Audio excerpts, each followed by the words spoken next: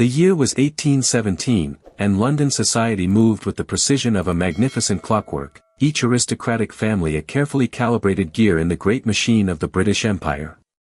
The season had reached its glittering zenith, with Mayfair's grandest mansions illuminated by thousands of candles, their lights spilling through tall Georgian windows onto cobblestone streets where carriages bearing the finest bloodlines of England rolled in endless procession. Within the marble halls of Ashworth House, the most prestigious residence on Grosvenor Square, His Grace Alexander Montague, the 7th Duke of Ashworth, stood before an imposing portrait of his late father. The painting captured the stern visage of a man who had served 3 kings and whose word had once swayed Parliament itself. Alexander's own reflection in the gilt-framed glass revealed a man of 32 years, with dark hair meticulously styled, piercing blue eyes that had inherited the Montague intensity, and shoulders that bore the weight of one of England's oldest ducal titles. "Your Grace," came the respectful voice of Pemberton, his personal valet, a man whose family had served the Ashworth line for 3 generations. "The morning correspondence has arrived. Lord Chancellor Eldon requests your presence at Westminster regarding the matter of the Irish trade agreements, and Her Grace the Duchess of Marlborough has extended an invitation to her summer masquerade." Alexander's fingers drummed against the leather-bound ledger that contained the accounts of his vast estates. Ashworth controlled lands spanning from the Scottish borders to the Devon coast, employing thousands and generating wealth that rivaled the royal treasury itself. His signature could approve investments that would shape the future of British commerce, his recommendation could elevate a merchant family to baronetcy, and his disapproval could destroy political careers that had taken decades to build. "Send my regrets to Her Grace," Alexander replied, his voice carrying the cultivated accent of Eton and Oxford. "The masquerade season has lost its appeal. As for Lord Eldon, inform him I shall attend the morning session but expect the proceedings to conclude by 3 o'clock." The truth that Alexander could never voice, even to his trusted valet, was that the gilded cage of nobility had begun to suffocate him. Every conversation was a careful dance of diplomatic language, every social engagement a strategic maneuver in the endless game of influence and alliance. He was expected to marry within the narrow circle of acceptable matches, daughters of dukes or earls whose bloodlines could be traced back to Norman conquest, young women trained from birth to be ornamental wives who would produce the next generation of titled heirs. Lady Catherine Pembroke, daughter of the Earl of Somerset, had been the season's most persistent suitor. Her beauty was undeniable, with golden hair arranged in perfect ringlets and a figure that drew admiring glances from every eligible bachelor in London. Yet when Alexander looked into her cornflower blue eyes, he saw only the reflection of societal expectations, a woman molded by governesses and finishing schools to be the perfect duchess, capable of hosting elaborate dinner parties and managing household staff but utterly lacking in genuine passion or original thought. "Sir, if I may." Pemberton hesitated, recognizing the melancholy that had settled over his master's features in recent months. "Perhaps a ride through Hyde Park might restore your spirits. The morning air has proven beneficial to your disposition in the past." Alexander nodded absently, though he knew that even the freedom of horseback riding would be constrained by the watchful eyes of society. A duke could not simply gallop through London streets without proper escort, could not dismount to speak with common folk without causing whispered speculation, could not exist for even a moment without the burden of his title defining every interaction. The morning light filtering through the tall windows of Ashworth House seemed to mock him with its golden promise of freedom. Beyond those windows lay a world where men could choose their own paths, where love might triumph over duty, where a soul might find authentic expression rather than merely performing the role assigned by accident of birth. As Alexander prepared for another day of parliamentary obligations and social performances, he remained unaware that this particular morning would mark the beginning of the most significant scandal in the history of the Ashworth Duchy, a scandal that would strip away the carefully constructed facade of his aristocratic existence and force him to confront the profound emptiness that luxury and power had failed to fill. The servants moved through the mansion with practiced efficiency, preparing for the day's formal requirements, the correct attire for parliamentary attendance, the proper refreshments for afternoon callers, the precise arrangements of flowers that would convey the appropriate messages to visiting dignitaries. None suspected that their master harbored desires that extended far beyond the boundaries of acceptable aristocratic behavior, yearnings that would soon lead him to the most unlikely and dangerous corner of London society. In the distance, church bells chimed the hour, their bronze voices carrying across the rooftops of Mayfair, summoning the faithful to morning prayers. Alexander had long ago ceased finding comfort in religious observance, though he maintained appearances by attending St. George's when duty required. The god of his Anglican upbringing seemed as distant and formal as the marble statues that adorned Ashworth House, beautiful, cold, and entirely removed from the passionate complexities of human existence. The stage was set for a transformation that would shake the very foundations of English high society. 3 weeks had passed since Alexander's morning of melancholy reflection when fate, disguised as desperate circumstance, would lead him toward his downfall. The catalyst arrived in the form of Lord Henry Fitzwilliam, Alexander's closest friend since their shared days at Cambridge, a man whose gambling debts had recently reached catastrophic proportions that threatened to destroy his family's ancient lineage.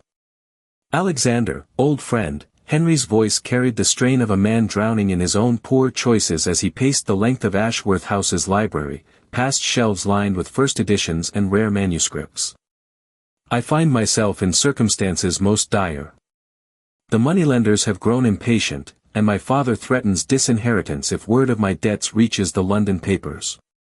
The sum Henry required, £15,000, represented a fortune that would take a merchant family generations to accumulate, yet for Alexander, it amounted to little more than the quarterly income from his Yorkshire estates. However, the request came with an unusual caveat that would prove to be the thread that unraveled everything. "The gentleman who holds my markers," Henry continued, his voice dropping to barely above a whisper, "operates an establishment in Southwark. Not the sort of place where a man of our standing would typically conduct business, but he insists upon meeting in person to finalize the arrangement. I dare not go alone, my reputation in such quarters would make me vulnerable to every sort of villainy." Alexander's curiosity was piqued despite his better judgment. Southwark represented the antithesis of everything he knew, a district where titled nobility feared to tread, where the rules that governed Mayfair held no sway, where authentic human emotion existed without the constraints of social protocol. The very danger of such a venture called to something deep within his soul that had been dormant for too long. "What manner of establishment?" Alexander inquired, though some instinct warned him that he might not wish to know the answer. Henry's face flushed with embarrassment. "A house of entertainment. The proprietor, one Madame Evangeline Rousseau, maintains discretion for her clientele, but the location serves purposes that extend beyond gambling. I give you my word as a gentleman that our business shall be conducted with utmost propriety, merely settling the debt and departing immediately." The reasonable course would have been to provide Henry with the funds and allow him to handle the sordid business alone. Alexander's duty was to his family name, his vast responsibilities, and the pristine reputation that generations of Ashworth dukes had cultivated through careful behavior and strategic marriages. Yet reason had little power against the romantic notion of adventure that suddenly blazed within his chest. "I shall accompany you," Alexander declared, the words emerging before conscious thought could intercede. "But we travel incognito, without livery or identification that might connect our presence to the Ashworth name." That evening, as London's elite gathered for the Earl of Pemberton's musical soirée, 2 gentlemen in deliberately unremarkable attire made their way through the narrow, winding streets of Southwark. Alexander had exchanged his immaculate evening wear for a simple brown coat and plain cravat, while Henry nervously adjusted the common wool cap that concealed his distinctive auburn hair. The contrast between this world and Mayfair struck Alexander immediately. Here, gaslight cast dancing shadows on brick walls stained with soot and age, while the sounds of genuine laughter, unrestrained by social convention, echoed from taverns and music halls. The very air seemed charged with possibility, heavy with the sense of roasting meat, tobacco, and the indefinable aroma of lives lived without constant scrutiny. Madame Evangeline's establishment occupied a 3-story building whose Georgian architecture had been adapted for purposes never intended by its original designers. Red velvet curtains obscured the windows, while soft piano music drifted into the street, accompanied by feminine laughter that possessed a warmth and authenticity Alexander had never encountered in the drawing rooms of the aristocracy. "Gentlemen," Madame Evangeline greeted them in the entry hall, her French accent lending exotic appeal to her cultured voice. She appeared to be a woman of perhaps 40 years, with dark hair arranged in an elaborate style and wearing a gown of midnight blue silk that managed to be both elegant and provocative. "Monsieur Fitzwilliam, you have brought a friend? How delightful." Alexander found himself studying the interior with fascination that bordered on obsession. The rooms were appointed with genuine artistic taste, not the cold grandeur of aristocratic mansions, but spaces designed for comfort, intimacy, and pleasure. Oil paintings depicted scenes of pastoral beauty and romantic mythology, while furniture upholstered in rich fabrics invited relaxation rather than maintaining proper posture. "Our business should be concluded swiftly," Henry murmured, but Alexander barely heard him. His attention had been captured by a young woman descending the main staircase, a vision that seemed to step directly from the romantic poetry he had secretly devoured during his university years. She possessed auburn hair that caught the lamplight like burnished copper, green eyes that sparkled with intelligence and mischief, and a figure that moved with natural grace rather than the rigid deportment demanded of aristocratic ladies. Most striking of all was her expression, open, curious, entirely without the calculated reserve that characterized every woman of Alexander's social circle. "Isabelle," Madame Evangeline called, "come meet our distinguished visitors." The young woman approached with a smile that seemed to illuminate the entire room. "Good evening, gentlemen. I hope you find our establishment to your liking." Alexander realized with shock that he had forgotten how to breathe. This woman, Isabelle, represented everything that his carefully ordered life had systematically excluded: spontaneity, genuine warmth, the possibility of connection based on mutual attraction rather than strategic alliance. When she extended her hand in greeting, the brief contact of her fingers against his seemed to send lightning through his entire nervous system. "A pleasure beyond measure," he managed, his voice carrying sincerity that surprised even himself. What followed would be recounted in scandalized whispers throughout London's drawing rooms for decades to come, though the actual events bore little resemblance to the salacious rumors that would eventually circulate. Alexander, ostensibly waiting while Henry concluded his financial business, found himself engaged in conversation with Isabelle, the first genuinely honest exchange he had experienced since childhood. They discussed literature, philosophy, and the strange contradictions of London society, her insights proving more perceptive than those of Oxford-educated peers who had never ventured beyond the boundaries of privilege. She spoke of dreams to travel beyond England's shores, to see the art galleries of Paris and the ancient ruins of Rome, ambitions that resonated with Alexander's own secret longings for adventure beyond the confines of ducal responsibility. Hours passed like minutes in her company, the outside world fading until it seemed they existed in a private universe where titles and social expectations held no power. When Henry finally completed his business and indicated their need to depart, Alexander felt as though he were being torn away from the first authentic happiness he had ever known. The trap had been set, though neither Alexander nor those who would exploit his vulnerability understood it yet. The weeks following Alexander's initial visit to Madame Evangeline's establishment passed in a state of intoxication more potent than any wine produced in the finest French vineyards.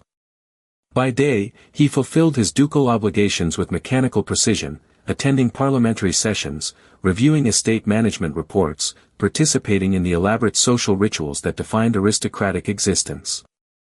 Yet every moment of conventional duty served merely as prelude to the evenings when he could escape to Southwark in the company of Isabelle. Their relationship evolved with the gradual intensity of a musical composition, each encounter adding new harmonies to an increasingly complex emotional symphony. Alexander discovered that Isabelle possessed not only beauty but an intellect that had been shaped by circumstances entirely foreign to his privileged experience. Born to a family of French emigrants who had fled the Revolution's terror, she had been educated by a father who believed that women deserved access to the same knowledge traditionally reserved for men. "My father was a physician in Lyon," she explained during one of their conversations in the small private parlor that Madame Evangeline discreetly provided for her most distinguished guests. "He taught me to read Latin and Greek, insisted that I study mathematics and natural philosophy. He said that a mind was too precious to waste, regardless of the gender of its possessor." Alexander found himself sharing confidences that he had never voiced to another living soul, his sense of imprisonment within the golden cage of nobility, his yearning for experiences that extended beyond the narrow confines of aristocratic expectation, his growing conviction that life should offer more than the mere execution of duties inherited from previous generations. "Sometimes I wonder," he confessed one evening as they sat beside the fire in Isabelle's private quarters, "what manner of man I might have become if birth had placed me in different circumstances. Whether I possess any authentic qualities beyond those imposed by training and social expectation." Isabelle's response carried the gentle wisdom of someone who had observed human nature without the distorting lens of privilege. A man's true character reveals itself not in the circumstances imposed upon him, but in how he chooses to respond to those circumstances. You could have remained forever in your marble palace, never questioning the walls that confine you. Instead, you have chosen to explore beyond those boundaries, to seek genuine connection despite the risks. The risks were indeed substantial, though Alexander had grown increasingly reckless in his pursuit of authentic experience. He began making regular visits to Southwark, sometimes alone, always in disguise, drawn by the promise of conversations with Isabelle that nourished his soul in ways that parliamentary debates and society dinners never could. He purchased books for her, volumes of poetry and philosophy that would have raised eyebrows if found in the possession of a typical aristocratic lady, and delighted in her thoughtful responses to ideas that had shaped his own intellectual development. Their relationship remained, by the standards of the establishment where they met, remarkably chaste. Alexander's desire for Isabelle extended far beyond mere physical attraction. He found himself falling in love with her mind, her spirit, the way she laughed without calculating its effect on observers, the manner in which she listened to his thoughts without immediately formulating strategic responses. However, the very innocence of their connection made it more dangerous than a simple transaction of commerce would have been. Alexander was not merely visiting a house of ill repute, he was conducting a romance that threatened the fundamental assumptions upon which his entire social world was constructed. A duke might discreetly maintain a mistress from the appropriate class, an opera singer or actress whose beauty had elevated her to the fringes of acceptable society. But to fall in love with a woman whose circumstances placed her entirely beyond the pale of aristocratic recognition represented a form of treason against the natural order that had governed England for centuries. The danger became more acute as Alexander's absences from conventional social obligations grew increasingly frequent and difficult to explain. Lady Catherine Pembroke, still considered his most likely bride by the gossiping matrons of Mayfair, began to express wounded confusion at his apparent reluctance to formalize their attachment.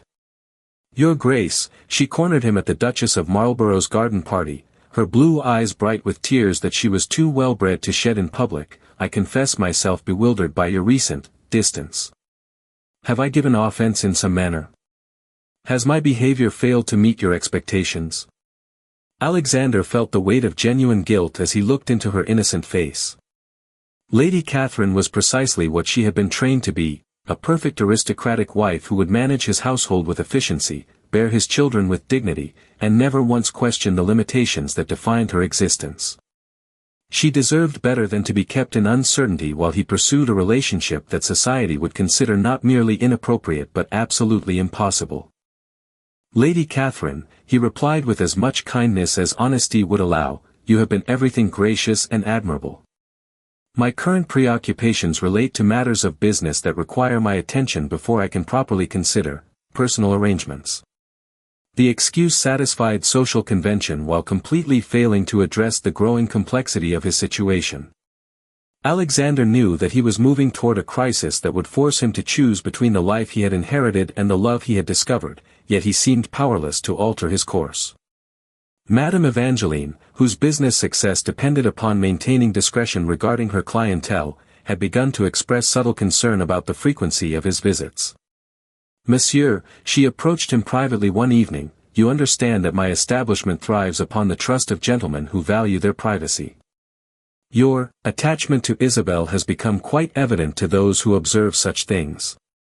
Perhaps it would be wise to consider the potential consequences of continued association." Her warning carried the weight of someone who had observed the destruction that could result when worlds that were meant to remain separate began to overlap. Yet Alexander found himself beyond the reach of practical wisdom, intoxicated by the first genuine happiness he had ever known and unwilling to surrender it for the sake of social conventions that had never brought him anything but gilded misery. The stage was set for revelation and catastrophe, though none of the participants yet understood how completely their lives were about to be transformed by forces beyond their control. The trap that had been set was about to spring closed, though whether it would destroy Alexander or liberate him remained to be seen. The evening of November 15, 1817, began with the same deceptive calm that often precedes the most devastating storms. Alexander had informed his household staff that he would be dining at his club and attending the theatre with Lord Pemberton, a lie that had become as routine as his morning correspondence. In truth, he planned to spend the evening with Isabelle, discussing the volume of Byron's poetry he had recently acquired for her personal library. Pemberton, his faithful valet, had grown increasingly uncomfortable with his master's secretive behavior but maintained the discretion that his position required. "Your Grace," he ventured as Alexander prepared for his evening departure, "shall I wait up for your return? Lord Chancellor Eldon has requested an early morning meeting regarding the Committee of Privileges." "No need," Alexander replied, adjusting the plain brown coat that had become his uniform for Southwark expeditions. "I expect to return quite late. Please ensure that my morning attire is prepared according to his lordship's formal requirements." What Alexander could not have known was that his carefully constructed web of deception had already begun to unravel through circumstances entirely beyond his control. Lord Pemberton, the same nobleman whose theatre invitation Alexander had claimed, had spent the evening at White's Club, where his casual mention of Alexander's supposed attendance at that evening's performance of Hamlet had reached the ears of several influential members of society. More significantly, Alexander's regular absences had been noted by Marcus Whitmore, an ambitious young barrister whose family had recently acquired wealth through textile manufacturing and who desperately sought entry into the highest echelons of aristocratic society. Whitmore had conceived a plan to advance his social standing by providing certain prominent families with information that might prove valuable in their political and personal machinations.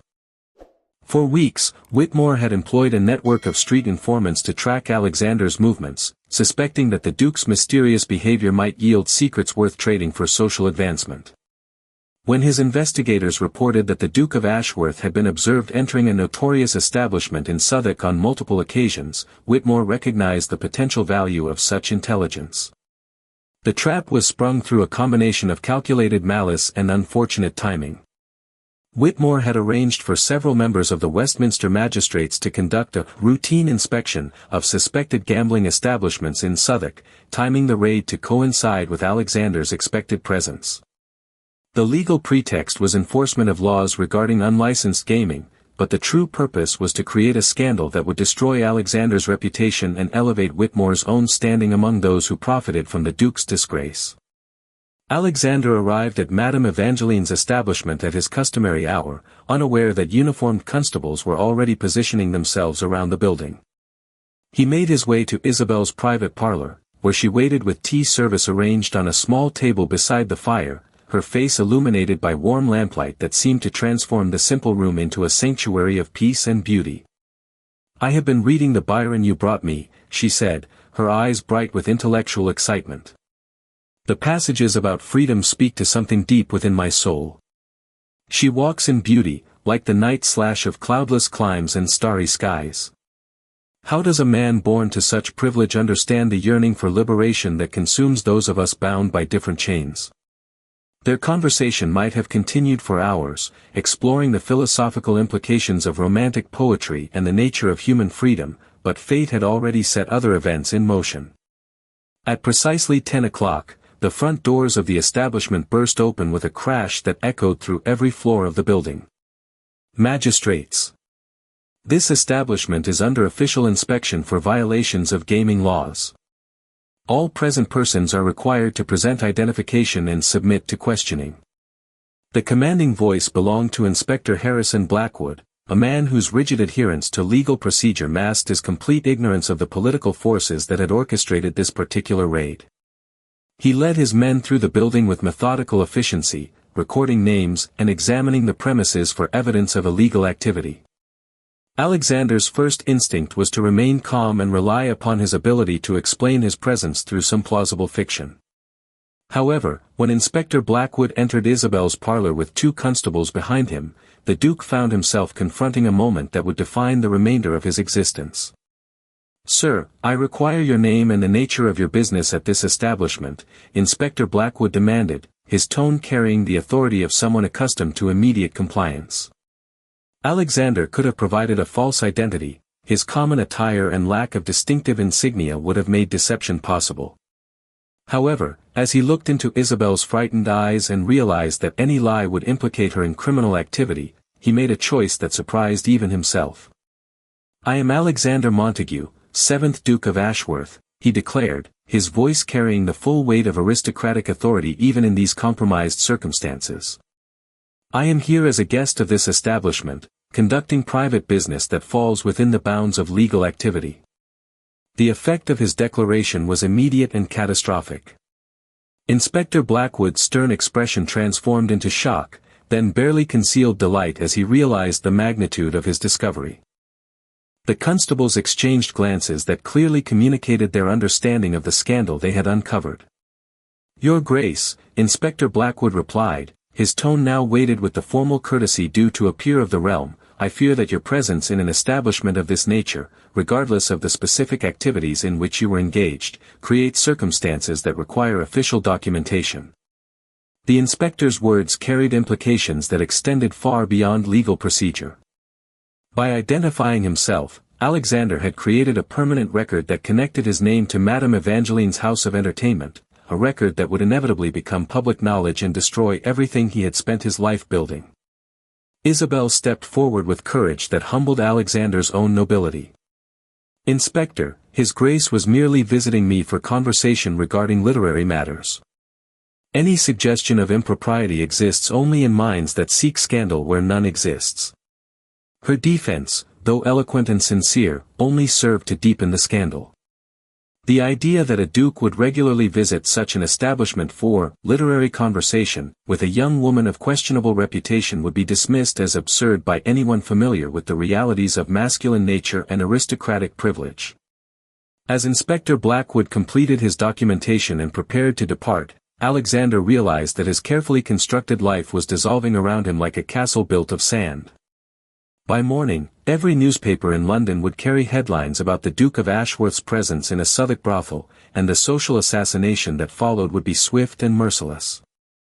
Yet as he looked at Isabelle's face, illuminated by firelight and marked by concern for his welfare rather than her own, Alexander discovered something unexpected amidst the ruins of his reputation. For the first time in his life, he had acted with complete authenticity, choosing love over convention, truth over comfortable deception. The price of that choice would prove to be everything he had ever possessed, except the one thing that mattered most. Dawn broke over London like a herald of apocalypse, carrying with it the first edition of the Morning Chronicle, whose headline proclaimed in bold typography that would be seared into the collective memory of English society, "Duke of Ashworth discovered in Southwark house of ill repute, scandal rocks foundation of British nobility." The story, penned with the breathless excitement that only genuine sensation could inspire, contained details that suggested sources far more sophisticated than routine police reporting. Someone had provided the newspaper with background information about Alexander's recent behavior, his declining participation in social obligations, and speculation about the mysterious French woman who had allegedly captured his attention. By 8 o'clock in the morning, every drawing room in Mayfair buzzed with whispered conversations that combined moral outrage with barely concealed fascination. Lady Catherine Pembroke, upon reading the news at her family's breakfast table, fainted so completely that her father summoned 2 physicians and postponed all social engagements indefinitely. The political ramifications were immediate and devastating. Lord Chancellor Eldon sent a curt note cancelling all future meetings with Alexander and suggesting that his participation in parliamentary affairs would no longer serve the dignity of the crown. The Committee of Privileges, which Alexander had chaired for the past 5 years, voted unanimously to request his resignation within hours of the newspaper's publication. At Ashworth House, Pemberton moved through the mansion like a man walking through a mausoleum, instructing the household staff to refuse all visitors and decline to provide any statements regarding His Grace's whereabouts or intentions. The normally cheerful bustle of aristocratic domestic life had been replaced by an atmosphere of mourning more profound than would have accompanied an actual death. Alexander himself remained in his private study, staring at the accumulated correspondence that detailed the systematic destruction of everything he had inherited from 7 generations of noble ancestors. Letters arrived hourly, each containing another rejection, another severed relationship, another door permanently closed against the Ashworth name. The Duke of Marlborough, who had been Alexander's friend since childhood, wrote with evident pain, "My dear Alexander, you must understand that while my personal affection for you remains unchanged, I cannot subject my family to the social contamination that association with your name would now entail. I pray that time and private reflection will restore you to the honor that your birthright demands." More devastating still was the letter from his own solicitors, who explained with cold legal precision that his actions had provided grounds for challenge to his guardianship of the family estates. Distant cousins, previously content to live on modest allowances from the Ashworth fortune, were now consulting attorneys about the possibility of proving moral unfitness and claiming stewardship of the ducal holdings.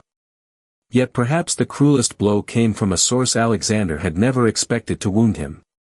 Lady Beatrice Montague, his elderly aunt who had served as a mother figure following his parents' death in a carriage accident, sent a brief note that contained more pain than volumes of condemnation. "My dear nephew, I have loved you as my own son, but I cannot comprehend how you could so thoroughly disgrace the name that our family has honored for centuries. I shall pray for your soul, but I fear we cannot meet again in this life." The social exile was so complete that even his long-time membership at White's Club had been suspended pending review of circumstances, a euphemism that meant permanent expulsion without the necessity of formal proceedings. Brooks's Club, the Reform Club, and every other institution that had defined his social existence had taken similar action. The servants at Ashworth House found themselves in an impossible position.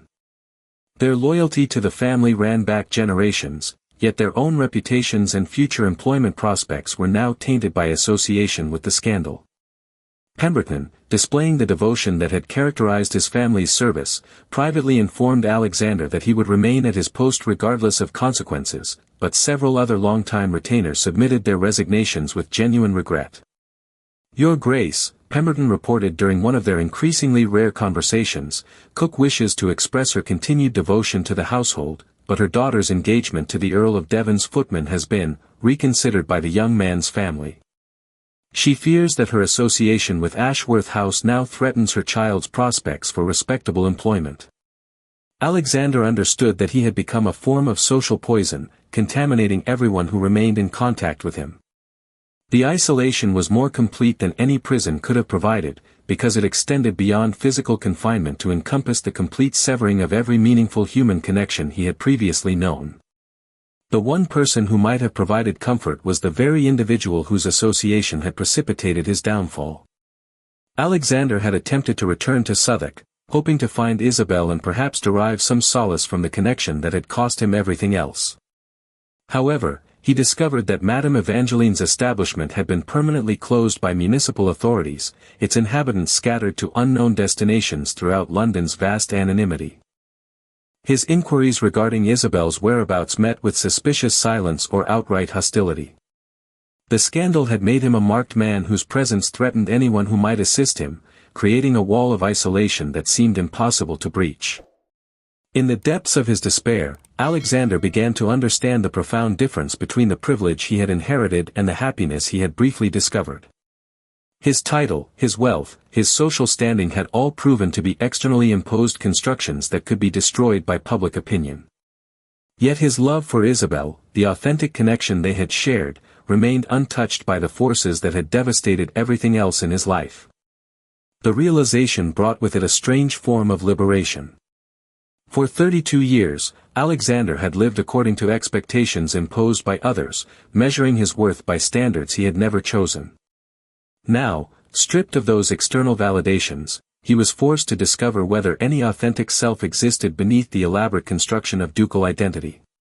The answer would determine not only his own future but the possibility of redemption for a name that had been synonymous with honor for more than 2 centuries. As November rain drummed against the windows of Ashworth House, Alexander made a decision that would have shocked the gossiping matrons of Mayfair even more than his original scandal. He would find Isabelle, regardless of the cost, and build a life based on love rather than obligation, authenticity rather than reputation. The Duke of Ashworth was dead in all but name, but perhaps something better could be born from the ashes of that destruction. The bitter winter of 1817 gave way to a spring that found Alexander Montagu transformed in ways that extended far beyond the mere loss of social standing. Gone was the immaculate appearance that had marked him as aristocracy's perfect specimen. In its place stood a man whose beard had grown untrimmed, whose clothes bore the honest wrinkles of someone who dressed for comfort rather than impression, whose eyes carried the depth that only comes from authentic suffering and hard-earned wisdom. He had spent the intervening months in systematic investigation, employing what remained of his personal fortune to trace Isabelle's whereabouts through London's labyrinthine network of displaced persons and marginal communities. The search had taken him into districts where no duke had ever ventured, among people whose struggles had been invisible from the heights of Mayfair privilege. In the course of his quest, Alexander discovered a London that existed parallel to the glittering world of aristocratic society, a realm where French refugees struggled to rebuild lives shattered by revolution, where working families crowded into tenements that never saw sunlight, where intelligence and dignity persisted despite poverty that would have appalled his former associates. The transformation in his character was noted by Pemberton, who had remained steadfastly loyal despite offers of employment from families eager to acquire a valet trained in the highest aristocratic standards. "Sir," the faithful servant observed one morning as he prepared Alexander's simple breakfast, "if I may venture a personal comment, you appear more yourself than you have in all the years I have served the Ashworth family." Alexander smiled with genuine warmth that had been absent from his aristocratic persona. "Perhaps, Pemberton, that is because I am finally discovering who myself actually is, apart from the expectations imposed by an accident of birth." The breakthrough in his search came through the most unlikely source, Father Murphy, an Irish priest who ministered to London's Catholic immigrants and who had developed a reputation for assisting those displaced by political upheaval.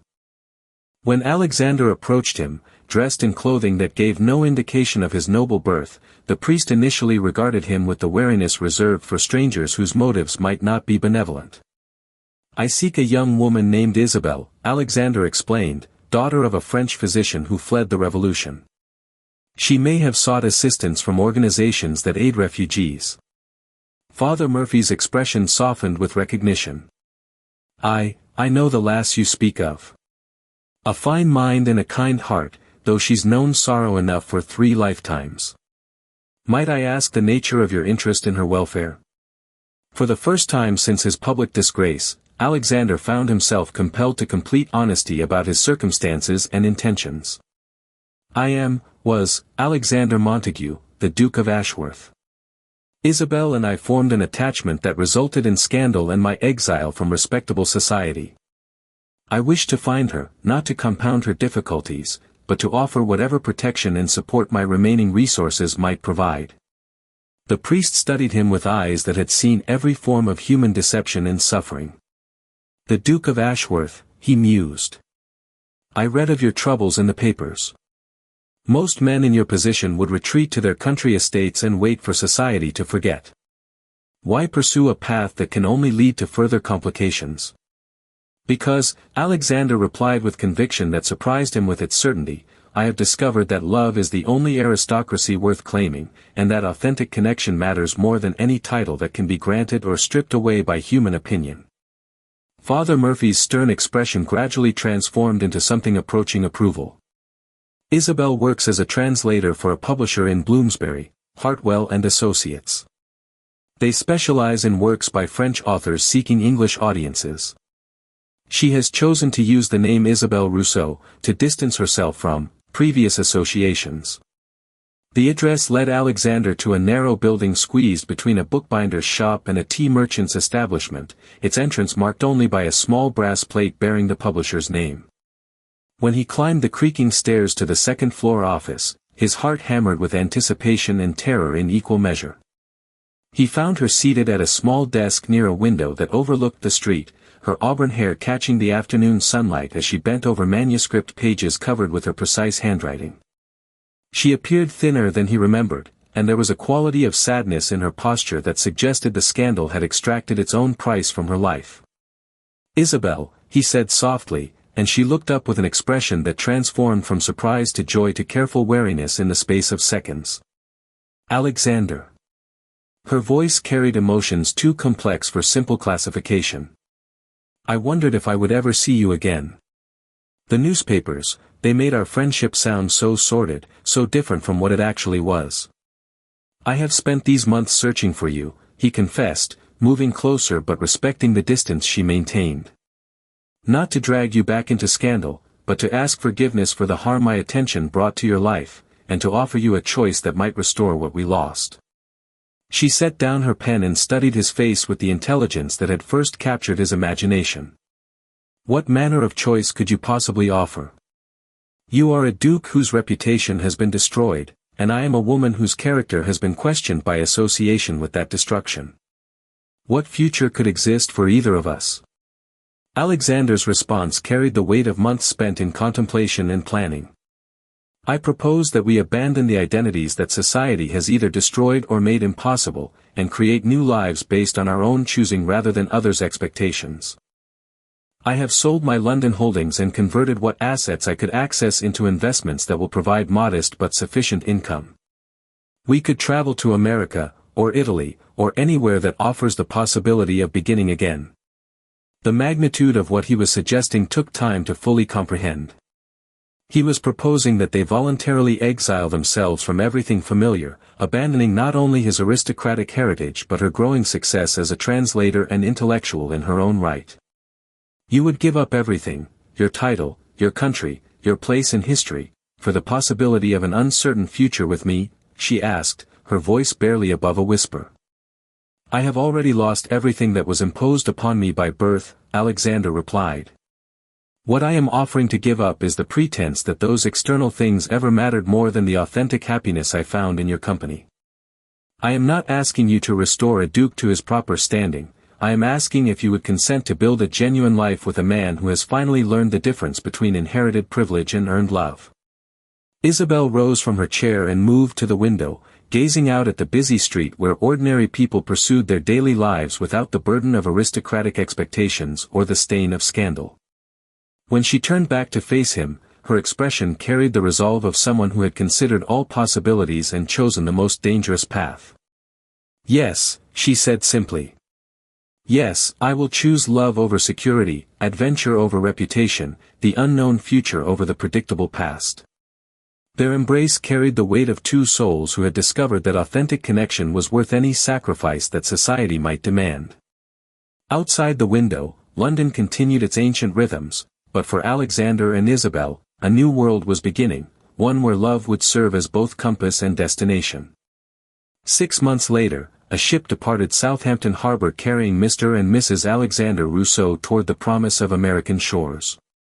The man who had once been the Duke of Ashworth stood at the rail beside the woman who had taught him the difference between nobility of birth and nobility of character, watching England fade into the distance with no regret for what they were leaving behind.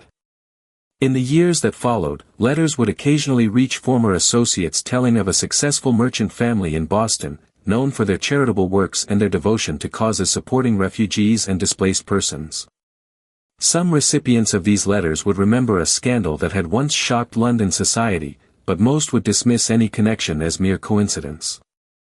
The Duke of Ashworth had indeed died in scandal and disgrace, but from that death had emerged something infinitely more valuable: two people who had chosen love over convention, authenticity over reputation, and who had discovered that the greatest nobility lay not in inherited titles but in the courage to live according to the heart's true calling. Their story became a whispered legend among London's romantic souls, proof that love, when genuine and freely chosen, possessed the power to transform even the most seemingly impossible circumstances into the foundation for extraordinary happiness. The scandal that had shaken the empire ultimately demonstrated that the human heart, when allowed to choose its own path, could create an aristocracy more meaningful than any that had ever been granted by royal decree.